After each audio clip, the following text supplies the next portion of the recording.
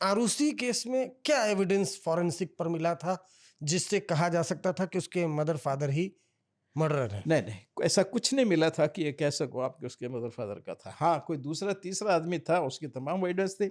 जैसे? देखिए, आप चलिए, एक जब आरुषि का अपन नीचे से आरुषि से शुरू करते हैं। आरुषि लेटी थी, 2 उसके वूंड लगे हैं। एक वूंड इतना शार्प है कि गला काट देता है, तो किसी और ने, किसी आदमी ने डाला है इतना शार्प। दूसरा हेड पे है, जिसमें हेड तक की बोन नीचे फ्रैक्चर हो जाती है। ठीक है, तो यानी कि वो किसी ऐसे वेपन से लगे हैं जो एक साइड से शार्प है, दूसरी साइड से थोड़ा ब्लंट है, तभी तो स्कल का फ्रैक्चर हुआ ना, नीचे ब्रेन तक चला गया वो। अब यानी कि शार्प एक साइड से शार्प और एक साइड, दूसरा हैवी कटिंग वेपन है, क्योंकि जो लगा है वेपन गले पे वो इस बॉक्स सबको डिस्ट्रॉय करता है, स्पाइनल कॉलम कॉर्ड तक चला गया है, बॉडी ब्रेथ तक। तो वो सारा डिस्क्राइब करता है कि बड़ा हैवी कटिंग वेपन था। उसके बाद में वेपन को बाहर खींच करके और लहराने के एविडेंस है। क्या होता है, जब किसी वेपन को पहले आप किसी पानी में डाल दीजिए, फिर उसको उठा के जोर से ऊपर ले जाइए, तो उसके ऊपर जो ब्लड लगा होगा, सोक्ड होगा ब्लड उसके ऊपर, वो ट्रेल की तरह अपनी ट्रेल बनाएगा। एक मूवमेंट है, फ्रॉम बिलो अपवर्ड्स वेपन जा रहा है, तो वहाँ से उसकी ट्रेल बनेगी। तो ट्रेल इस केस में से दीवार पे चल रही है, ऐसे फाटक तक जा रही है, जो बिल्कुल डायरेक्टली बोल रही है कि सब वेपन से मारा है। फिर उसके बाद में वेपन को ऊपर ले गए और फिर दोबारा से वेपन को सेकंड टाइम स्कल पे मारा है। तो वेपन एक ही है, वूंड 2 हैं। तो ये अपने आप एक तय करता है कि हैवी कटिंग वेपन से उसको मारा गया था। फुटप्रिंट्स है उस पर, कमरे के घुसने के स्थान पे ब्लड के, वो अपने आप में इंडिकेट करता है कि भाई कोई आया है। तो फुटप्रिंट्स कहाँ से आएंगे? शराब की बोतल वहाँ पड़ी जिस पे किसी ने शराब पिए, फिंगरप्रिंट्स थे ब्लड के, तो यानी कि कोई ऐसा आदमी आया है जिसका हाथों में ब्लड सना हुआ है। ऊपर से भी कुछ आने की एविडेंस थी, तो यानी कि कोई आदमी बाहर से गेट की तरफ से आया है जिसके फुटप्रिंट्स बने हैं, जिसने वहाँ मारा है, फिर ऐसे जो वेपन को ऊपर ले जाकर दोबारा समा, यानी कि एवरीथिंग वहाँ पे है। बोतल जिससे शराब पिया लिए निकाला, उस पर प्रिंट्स हैं। अब होता क्या है इस केस में कि इतने लोग घुस गए कि वो फुटप्रिंट सब खत्म हो गए। एक मिनट, फुटप्रिंट जहां आरुषि की बॉडी मिली वहां पर तो 10 लोगों के नहीं मिले होंगे, वहां तो कातिल का ही मिला था ना? एक ही था, लेकिन वो सब घुस आए तो 10 लोगों के हो गए, वो तो मिट ही गए। बड़ी उनकी तो थोड़ा सा लाल सा कलर नजर आता था। तो वहां किस किस के, राजेश तलवार के थे वहां फुटप्रिंट? ना ना ना ना ना ना, वो पब्लिक के आ गए। कातिल का गायब हो गया उसमें से? तो नेचुरली यार, जब सब लोग घुस आएंगे, भाई इस कमरे में आया हूँ, मैं बैठा हूँ, मेरी छड़ी भी वहाँ लगी है, मेरा पैर भी इस पर लगा है, तो कुछ ना कुछ मेरी छड़ी से यहाँ ट्रांसफर हुआ है ना। अब यार 10 छड़ियाँ और लगा दो, 10 पैर, तो किसका कौन किसका चोर, वो कौन जो सी डोगरा। तो वो शराब की बोतल, जो बोतल हाँ, थी, तो उस पर लोगों ने उठा उठा के देखा, उस पर सैकड़ों फिंगरप्रिंट हो गए, और पहले फिंगरप्रिंट के ऊपर सुपर इम्पोज हो गए दूसरे फिंगरप्रिंट। अब कैसे डिफ्रेंशिएट करोगे कौन किसका है? तो हो सकता है जानबूझ के किया गया हो। नहीं, जानबूझ के कैसे कौन करेगा? कातिल कातिल तो जितनी बार उसको मिटाने की कोशिश करेगा अपने हाथों से, उतने ही फिंगरप्रिंट ज्यादा प्रोड्यूस करेगा वो तो। अरे तो वो अपने हाथ से मिटाने की कोशिश नहीं करेगा किया तो ना, वो फिर दूसरों से करवाया ना। दूसरों से इतने लोग थोड़ी, फिर कहाँ से आ गए 10-15 लोग उसमें?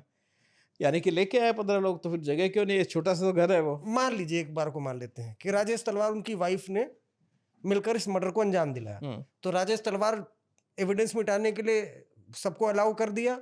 नहीं, राजस्थान उन्होंने तो किया नहीं ना भाई, आपको पूरी स्टोरी देखनी पड़े। वो क्यों करेंगे और वो क्यों उसमें मिटाएंगे? पहले बात ये है। और वो क्यों तो शराब पियेंगे पहले बोतल से, पहले या बाद में, है ना? देखिए, एक बड़ी बात होती है, मेंस रिया बोलते हैं, गिल्टी माइंड।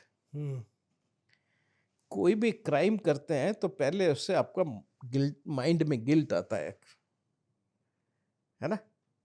तो गिल्टी माइंड पहले आदमी का बनता है। तो मुझे ये बताओ, ऐसा क्या होगा कि पेरेंट्स के मन में ये गिल्ट आएगा, ये पाप आएगा कि अपने बच्चे को मार दें?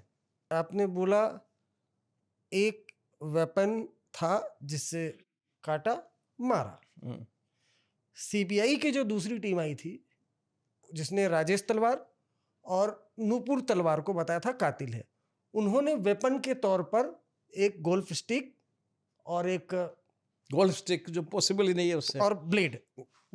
तो ये थ्योरी में कहा गया था कि गोल्फ स्टिक से मारा ऐसे और सर पे देखिए, एल कलर का, देखो- एल एल साइन का देखो सर, मेरे पास, मैं हम आपको- सीबीआई की थ्योरी बताते हैं। हाँ, मैं एल शांत- साइन का वो मार्क बन गया, उसके बाद किसी सर्जिकल ब्लेड से गला काटा गया था, ये कहा था, और आप कह रहे हैं कि वो था।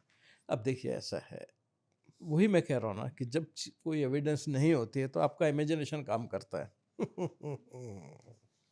जब आपको कोई फैक्ट नहीं मिलता तो आप कल्पना करना शुरू करते हो। अब वो कल्पना का तो कोई अंत नहीं है, कहीं भी ले जाओ। कल्पना तो ये भी हो सकती है कोई स्पेस से आदमी आया मार के चला गया। कल्पना तो लोग कुछ भी करते हैं। तो कल्पना का कोई अंत नहीं होता। और कल्पना इसलिए की गई थी क्योंकि एविडेंस ही वहां खराब हो कोई गया था। एविडेंस थी नहीं। अब वो कल्पनाशील होकर के लोग जो भी इन्वेस्टिगेटर कर दिया अपना काम, वो इसीलिए फिर कोर्ट में स्टैंड नहीं कर पाई, फाइनली हाई कोर्ट में जाके गिर गए उनके। आरुषि की पोस्टमार्टम से भी छेड़छाड़ हुई थी। देखो आरुषि के पोस्टमार्टम से कैसे छेड़छाड़ हो सकती है? तब तक तो किसी को पता नहीं है, वो डॉक्टर कर रहा है। Doctor by the way AIIMS का स्टूडेंट ही था वो, है ना।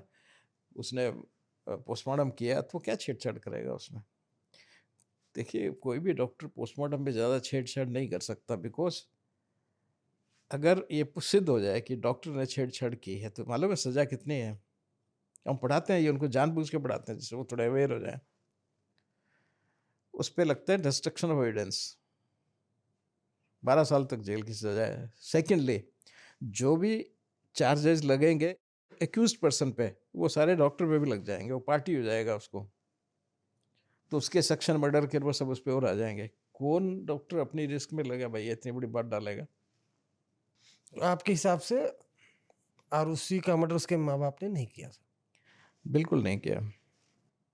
वैसे ये हम बड़ा ज़्यादा डिस्कस कर रहे हैं क्योंकि इतनी बार डिस्कस हो चुका है ये, इतने लोग इस पे कहानियाँ बना चुके हैं और वो कर चुके हैं कि मुझे वास्तव में उनके पेरेंट्स पे बहुत प्यार आता है। दया भी आती, दया और प्यार दोनों, जहाँ दया आएगी वहाँ प्यार अपने आपको अपने आप आता है ना। क्योंकि दया हमेशा उस व्यक्ति पे आती है जिसके आप देखते हैं कि अत्याचार हो रहा है। क्लीन चिट क्यों दे देते हैं आप?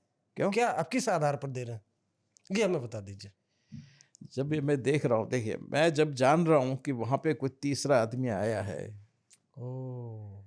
उसकी एविडेंस है, छत पे एविडेंस है, उसका हैंड प्रिंट है, उसके फुटप्रिंट है वहाँ मल्टीपल, 2 आदमियों के छत के ऊपर आपस में गुत्थम होने की सारी एविडेंसेज हैं, एक मरा पड़ा है।